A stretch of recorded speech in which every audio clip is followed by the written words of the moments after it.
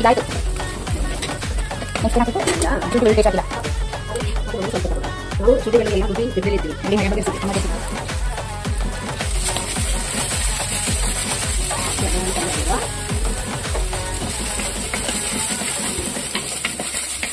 ಸ್ವಲ್ಪ ಅರಿಶಿನ powder. Okay, ಅರಿಶಿನ ಪೌಡರ್.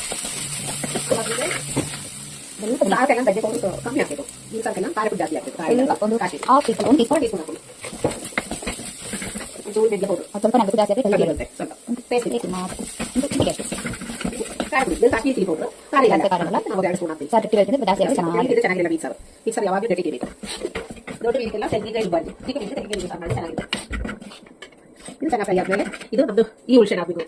ಅದು ಇದು ನೋಡಿದ ಇದೇ ಹುಣಸೆ ಇದೇ ಹಾಕಿದ್ರೆ ಈಗ ಟೇಸ್ಟ್ ಸಿಗೋದು. ಸ್ವಲ್ಪ ನೀರಲ್ಲಿ ನೆನೆಸಿಡಬೇಕು.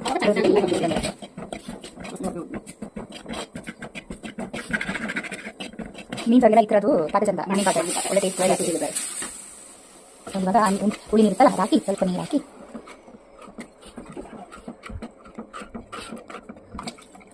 ಬಂದಿದ್ದಾರೆ. ಅದನ್ನ ಮಗ ಸ್ಟಾರ್ಟ್ ಮಾಡ್ತಾರೆ ಇನ್ನು ರಸಮ ಅಂತ. ಉಪ್ಪು ಹಾಕಿ ಚೆನ್ನಾಗಿ ಕುದಿಬೇಕು. ಮಸಾಲೆ ಎಲ್ಲ ಕುದಿವಾಗ ನೀರು ಹಾಕಬೇಕು. ನೀರು ಹಾಕಿ ಸ್ಟವ್ ಮೇಲೆ ಇಟ್ಟು ಹಿಂದಿ ಕುಂಟೆ ಅಲ್ಲ ಕೆಳಗಡೆ ಇಳಿಸ್ಬೇಕು.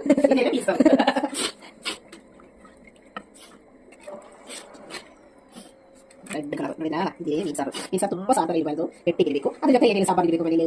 ಮೀನಷ್ಟು ಫ್ರೈ ಇರಬೇಕು, ಸೈಡ್ ಏನು ಪಲ್ಯ ಪಲ್ಯ ಇರಬೇಕು. ಏನಿಷ್ಟ ಎಲ್ಲ ಹಾಕ್ಬೋದು. ಅನ್ನ ಕಮ್ಮಿ ಮಾಡಿಕೊಂಡು ಸಾಂಬಾರು ಪಲ್ಯ ಇಂಥವೆಲ್ಲ ಜಾಸ್ತಿ ಮಾಡಿ ತಿನ್ನಬೇಕು.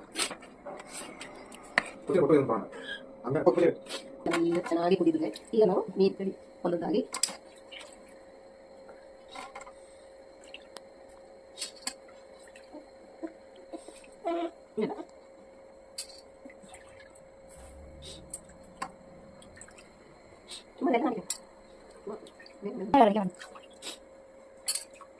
ಒಂದು ಹಾಫ್ ಅನ್ ಅವರ್ ಚೆನ್ನಾಗಿ ಕುದಿದ ಮೇಲೆ ಮೀನು ಅಂದ ತಕ್ಷಣ ಮಸಾಲೆ ಎಲ್ಲ ಹಾಕೋದು. ಇದ್ರ ಮೇಲೆ ಸಾರು ಚೂರು ಗಟ್ಟಿ ಆಗುವಾಗ ಕೆಳಗಡೆ ಇಳಿಸ್ಬಿಟ್ಟು ಒಂಚೂರು ಕೊಬ್ಬರಿ ಹಾಕಿ ಮೇಲೆ ಹಾಕಿ ಮೀನು ಸಾರು ರೆಡಿ. ಸ್ಟವ್ ಮೇಲೆ ಇಟ್ಟು ಎಣ್ಣೆ ಹಾಕಿ ಮೀನು ಬೇಕೀರಾ? ಎಣ್ಣೆ ಎಲ್ಲ ಆದಮೇಲೆ